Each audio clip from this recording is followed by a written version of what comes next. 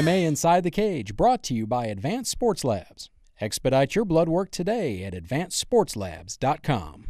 Welcome to MMA Inside the Cage, bringing the world of mixed martial arts straight to you. I'm your host, Cyrus Fees. Next to me, the man who's never afraid to challenge the establishment. I'm talking about Casey Oxton. You know, brother, I was thinking about throwing my hat into that presidential race this year, maybe doing like a write-in ballot. Yeah, exactly. I'd write your name in there, Casey. And the biggest thing is, man, I've seen all those guys warming up in the morning, doing their little morning jog and all that. And as far as the presidential race is concerned, there's no way they're going to beat me, man. I run 6 miles a day. You think it's a foot race? Yeah, these dudes are about 50 years old plus. You got it, bro. Come on. I think you could win. Well, this week we'll preview XFC 18, Music City Mayhem, the big event slated for June 22nd in Nashville, Tennessee. And we'll take a serious look at the death of Dustin Jensen and some other serious injuries and how possibly to prevent them. But let's check out the Newswire and give you this week's MMA news flurry. First up, Michael Chiesa choked out Al Iaquinta to become the newest Ultimate Fighter. This season was new, had the live format, moved stations to FX, but it also did some of the lowest ratings in series history. Casey, do you think they need to change it up, do something different to kind of get them back up there? Well, now, Ultimate Fighter was groundbreaking. It truly ushered mixed martial arts into the mainstream media. Yeah. But it's difficult. Every year it's more difficult to keep things new and fresh. And with, with UFC's signing with FX and Fuel and with Fox and really pushing that product abroad so much, it's just difficult. So, they really do need to keep it fresh, but, it's still a great product. Yeah, I think so too. Strikeforce president Scott Coker recently announced that he felt that Ronda Rousey versus Cyborg Santos was going to happen for sure. Everybody wants to see this fight. There's actually a Twitter war going on. You had Cyborg saying that Rousey's next, and then you have Rousey saying that Cyborg may have genitalia, male genitalia. Do you see any hangups with this fight? Because it could be a really good fight. Do you think maybe a weight problem might be there? I think that if that fight happens, bar none, it would be the biggest, most huge fight that has ever happened in women's MMA. They've talked about, Dana White has expressed that he might possibly have a Ronda Rousey fight on a UFC event. If he put together Rousey and Cyborg, that could be enormous. It would do good. She's got to pass the PED test, and who takes that fight? I mean, they're going to say Cyborg. Just on physicality alone, but man, Ronda Rousey, she has such technical ability. If it goes to the ground, I believe that Ronda Rousey can submit anybody. Within her weight class. She'd armbar, you think? I don't know, man. It could happen. It could happen. Well, finally, our breaking story of the week. Just in the last few weeks, we've seen the announcement that K1 is going away, but they still have their K1 Max event, which Mirko Cro Cop did get a big KO, which was fantastic. Nice to see him on top for once in the last couple of years. Even more than that, the successor to Pride in Japanese mixed martial arts, Dream, is reportedly dead. Now, there's no official details to why that is, but it is big news because Dream actually did put out some good events, had some good talent like Shinya Aoki, Joachim Hansen. You've always talked about him. He's always cool to watch. And it just sucks to see a promotion fall off like that, because then it's even more UFC and there's just not many other places to go for your MMA. Yeah, well, K1's gone, Dream's gone. Yeah. But like you said, UFC is big time. They did huge numbers in Japan. And Japanese mixed martial arts was falling off pretty bad, pretty steadily for a long time, after that. Hey, Rings is still there, bro. but after Pride dropped off, in its heyday, Japan has really struggled to keep that scene going. I think that UFC is really going to pick up the ball and carry it, and we're going to see a lot more out of mixed martial arts in the land of the rising sun. It'd be interesting to see, where some of their top talent are going to end up. Now, next round, we're going to take a look at the sad story of Dustin Jensen, the fighter who died in South Dakota following a fight. And later, we're going to check out XFC 18, Music City Mayhem, just a few weeks away. But you know what time it is. It's time to get your guard up because it's your MMA Inside the Cage Hit Parade. Bam!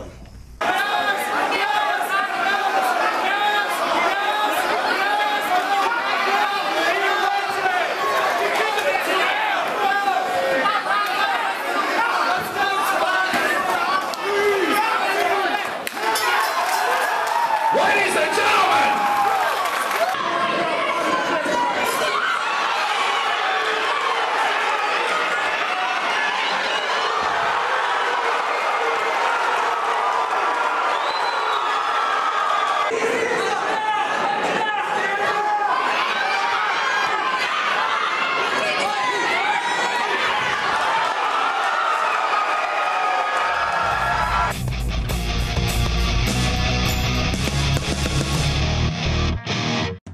As a professional fighter, there's a lot of things that I need to be concerned about. I need to be concerned about my opponent. I need to worry about my fans. I don't want to have to be concerned about my blood work. That's why I go to Advanced Sports Labs and I get my blood work done in an affordable manner. They get it done fast. They send it to the commission, they send it to the promoter, and they send it to me, so I have peace of mind knowing that everything's done properly. I mean, why wouldn't you use Advanced Sports Labs? They get things done faster than the competition, and their standard rates are lower than everyone else's sale rates. It's a no-brainer. Expedite your blood work today at AdvancedSportsLabs.com. MMA Inside the Cage, brought to you by Advanced Sports Labs. Welcome back to the program. You know, when Dustin Jensen stepped into the cage on May 24th at the Ring War 74 event in Rapid City, South Dakota, he had no idea it would be his last event. Jensen tapped to a triangle hold in only his fifth fight in the first round. He watched the next two fights at the event, and then he went into a seizure while backstage. He was declared brain dead that night and was put into a medically induced coma to reduce the swelling and never woke up. Now, there are no direct links to MMA competition here, but still tests need to be done. But do you think that stuff like this, and you're about to tell us about another situation that happened just a couple years ago. Yeah. Do you think this sets the sport back at all? I think it always sets the sport back when something like this happens. But this is the issue that I have. We don't know exactly what went on in this event because this event was not sanctioned. It was not controlled and regulated by any sanctioning body, state regulations. So we don't know what was going on. We're just going by what was said, you know, and that's what's bad, you know, when something goes down like this. Because in the case of Michael Kirkham, who passed away a couple years ago in South Carolina, they knew exactly what was going on. It was just an unfortunate accident. You know, there are hundreds, literally hundreds and hundreds of MMA fights that go on every single weekend in the United States, and most of these are regulated by some sort of sanctioning body, which it needs to be that way. Yeah. Because if not, then you get this mystery that's going on right now in South Dakota, and it's very, very unfortunate. Well, you know, we're going to keep you updated on the story as more details emerge, but we wanted to get a professional opinion on this story, so we talked to fight doctor Nathan Elliott and got his expert opinion. Let's go to that. From what I can tell, it doesn't look like the fight directly contributed to it. I mean, it's hard to say until we get the autopsy results back. But it looks like, you know, speculation is it possibly an aneurysm. And, you know, those things you don't know going into the fight. Obviously, as a physician, we like to have physicals done beforehand. We like to see blood pressures and those sorts of things on the fighters so that we kind of get an idea of what's going on. But aneurysms, those sorts of things, you're just never going to know. The other issue is there's this theory of something called second impact syndrome, where someone gets a concussion, don't completely recover from the concussion, and then they get another hit. Doesn't have to be a hard hit, just something minor, even a body blow that causes the head to jerk a little bit can actually, in theory at least, cause some pretty significant brain swelling, which appears to be what led to his death in that case. My understanding in this case is they had EMTs on site but no physicians on site, and they didn't have an ambulance on site. They actually had to call an outside ambulance crew in. All the fights that we do locally here that are sanctioned and regulated, we have at least one, usually two physicians on site. We have an EMT crew and we have ambulance on site. So would it have made a big difference? Maybe not, but I think especially in brain injuries, time is a big issue. Any kind of submission hold really makes me nervous when I'm sitting there watching the fight, because a lot of these guys, they don't want to tap, and I mean obviously that's understandable, but you also have to look at it. A lot of these guys, they're amateur fighters. This is not what they do for a living, at least not at this point. And so if you hurt your neck, you hurt your shoulder, you hurt your elbow, you know, you're out for a while. And so the big thing is just, you know, learn to tap. You have to kind of put pride aside sometimes and be able to tap on time. You know, being put to sleep by a choke, I've seen a couple of guys that actually go out. It's not that big of a deal. I mean, as long as the ref stops the fight and the choke gets released. But, you know, joint injuries are a whole nother issue. When you start talking about muscles, tendons, ligaments in the knees or in the neck, and the elbow is the other one that I see pretty often. Those are pretty hard injuries to recover from. I want to thank Nathan Elliott for giving us a few minutes of his time. Well, just a few weeks ago, another MMA fighter, Devin Johnson, was paralyzed while trying to escape a guillotine choke. Now, many fighters do try to slam their way out of some of these moves. And Casey, being a coach, do you have any sort of pointers to fighters out there to be a little bit more safe? You know, I know when you're in a fight, things are going really fast and it's hard to think about it. But what can you tell fighters? This is something I've actually been working on with my guys, and really stressing recently is that, never slam your way through a guillotine. As soon as a guy grabs, your neck, get a hold of that, work your way out of that, because things like that can happen. I had one of my fighters that was rear mounted. A guy was working a rear naked choke, and he attempted to slam forward, and actually catch the guy that was on his back. He ended up slamming on his own head. He said he felt, numbness go down his hands, his fingers, and his legs, and it scared him to death. And that can happen. It is extremely, extremely dangerous when you have the weight of your body and the weight of your opponent on top of you, and you try to slam your way out. And that just goes into good coaching. And sometimes these things are going to happen when you're in the heat of it. No matter how well you're coached or what you want that guy off your back and you try it. But it is so dangerous. You really have to watch it when it comes to your spinal cord and your neck. Well, this is where you get a lot of these backyard guys. They're training in their basement and stuff like that. This is where you have to have a good coach to know things like this, because you're going to get yourself in trouble, especially if there's unregulated fights. There's just so many variables that go into it. But it can be very dangerous. This is not a sport to be taken lightly. Yeah, but it might be that that some of the regulating bodies, sanctioning bodies, may step in and start to cite rules that say that you can't slam in certain positions and stuff. And through the evolution of the sport, I think that's what happens. A lot of times they'll see things that are are dangerous, and then they'll add rules as they see fit. So that may be the instance. It's awful to see someone paralyzed. It is. You're right. Well, we certainly hope for a good recovery for Devin. And next round, our main event of the week is on tap from the XFC, and we'll take a look in depth at XFC 18 Music City Mayhem, set for June 22nd in Nashville. Keep it right here on MMA Inside the Cage.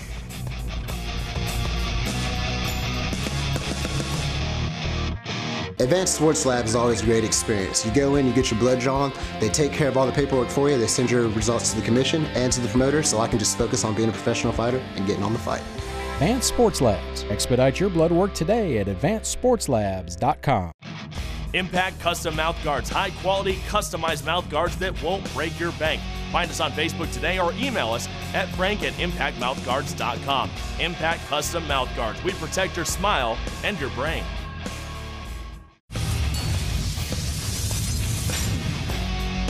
MMA Inside the Cage, brought to you by Advanced Sports Labs.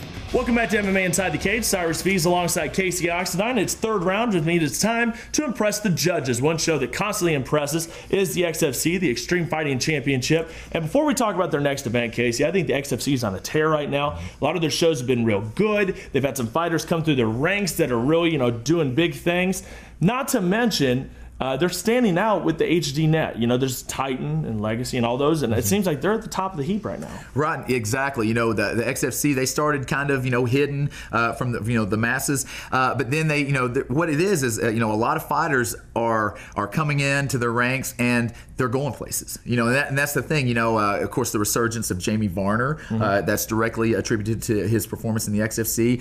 Junior Sunsao is another one. Ovince St. Preux came from the XFC originally. So, they are producing a very good product, and every time you see an awesome card, you see great fights. John Prisco's doing it right. They're currently on a tour through Tennessee. Their next stop is Nashville. Music City Mayhem is the 18th show and has some of the top rising stars in the sport today. Starting at the top, the main event, John Salter, Reggie Pena, two stud middleweights. Salter's had a few appearances in the UFC and Strikeforce. Other things, main event, it's going to be a good matchup. Man, I've seen John Salter firsthand work out with some of my guys, and that dude is truly a stud. Very, very strong, great wrestler, and has very, very underrated jiu-jitsu to boot. I think that Salter's going to make a big impression on that show. I think it'll be real good, and a guy real well, Scott the Bear Barrett, looks to get back on the winning track. It's not going to be easy, though. He's going against Gabe Salinas Jones. What does Scott have to do to get back to prominence? Well, hands down, Scott needs to get on top. As you saw against UFC vet Mike Wessel back in Middle Tennessee a couple years back, he absolutely dominates when he gets ground control. His last fight, Scott's got a big old neck, and he can really take a shot. They say he doesn't even have a neck. Yeah, he can take a big shot, but the problem is that if you don't land more punches and kicks, then you don't win the fight. But when he gets on top, he dominates. No doubt. The ladies, I'm excited to see Sophia Bagardai, who got a hard fight at Invicta, taking on one of the XFC's brightest stars, and Heather Jo Clark out of Jackson's camp. The ladies always seem to produce, and both these girls are going to come in and throw bombs. Once again, the XFC has produced a great amount of talent talent, including on the women's side of the card, and I'm excited about that. It'll be a good one. Now, looking down the card, we have to be excited to see Scott Holtzman in his second fight, this time against Matt Metz. Holtzman has to be the favorite in this one. This guy, it just looks untouchable right now, and we're excited to have him in the main event. Yeah, Scott's another guy that I've worked with. He is very, very athletic, has a very, very well-rounded game, and his mindset, he's got a good head, very mature fighter, for as short amount of time that he's been in MMA, and so I'm looking for big things out of this guy. It'd be great. Also on the card, you had Corey Robeson out of Spring Hill, a BJJ stud. You had Justin Pennington, Billy Mullins from the Fit Factory. Is there anybody that you're excited to see? Maybe Dustin West. There's just a lot of guys on this card that can provide those fireworks. For me, I'm just happy to see a lot of names that I'm familiar with in our region go out there and do it on TV and make big waves. So Devin Plaisance, yeah, absolutely. So all of these guys, I'm excited to see and really show that the talent pool here is very, very good, a cut above. Comparable, yeah, absolutely. The event will go down June 22nd from the Nashville Municipal Auditorium. It's Music City Mayhem, and you can pick up your tickets at Ticketmaster.com, and you can, of course, catch the broadcast live on HDNet. For more info, go to officialxfc.com. Now sit back, get your popcorn, and check out this week's MMA Inside the Cage main event of the week. Let's fight. They touch gloves. Both men in orthodox stance, right-handed fighters. It is the black trunks of Holtzman, the white trunks of Damastes. Holtzman looked for an inside thigh kick, thought twice about it. No one landing anything. There's the first real strike. Outside thigh kick, nice and high on the thigh from Holtzman. And a good left hook from Holtzman. Damastes ties him up with double underhooks, drives him back against the cage. And both these guys foresaw a pretty intense grappling match overall. Even though they both came out looking pretty good with their movement striking, they foresaw a ground war. Fake the overhand, right through it, straight down the center. A nice right hand there from Holtzman, and flicking high left round, put him on the chin. Damastes momentarily shocked. Very sharp striking, low, coming in low with the uppercuts over the top, good kicks. Kid's crisp. Holtzman chance for a knee now, and he throws it to the outside right thigh. Holtzman back to his feet. Leaves the leg in, but spins out nicely. Damastes had to work awfully hard to get that position back. Well, Holtzman allow him to stand up, or will he engage in the ground again? Jugular. Great position here to end the round for Scott Holtzman. Drops another elbow, looks to mount him. Can he get the leg over? Yes, he does, but Damastes puts him on his back. Holtzman now trying to set a triangle in the dying stages of the opening round. And that's how it ends. What a fight! Pro debut, and Scott Holtzman in control. I hope you're enjoying all the action, the prelims of XFC 16 from Knoxville, Tennessee. Some swelling on the right cheek of Brandon Damastes. Holtzman was controlling the stand-up and the ground in the first, and once again goes to the inside thigh, fakes a left, tracks to the outside thigh. Thigh kick again. Good threaded left hand, catches the kicking leg, Muay Thai clinch and a hiding, and Damastes with a takedown, but immediately Holtzman reverses and mounts him. My word, Pat, I am so impressed by Scott Holtzman. Yeah, great hips. He kicked his hips over there, did a hip heist and came over on top. Damastes was the guy that stopped scrambling at that point and lost that takedown because of it. Damastes gives his back now, and Holtzman's going to ride him. He's got plenty of time here, Scott Holtzman, to look for a finish. Damastes in all sorts of trouble. And again, Holtzman not rushing. It is a mark of experience well beyond his years, Pat, that he's not rushing anything here, Scott Holtzman. Yeah, he's got some experience as an amateur, but not a massive amount of experience. So this kid he's been trained by somebody that knows what they're doing. Coming for the rear naked now. The hooks are in, and it's good night, Irene. What a pro debut. Ladies and gentlemen, keep your eye on this man, Scott Holtzman.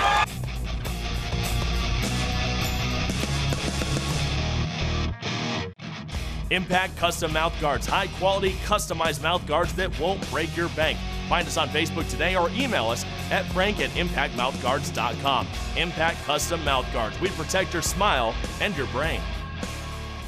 Here come those hands! Here come West is just relentless. Nashville, the XFC is bringing mayhem to the Music City. Live Friday, June 22nd at the Nashville Municipal Auditorium. It's XFC 18.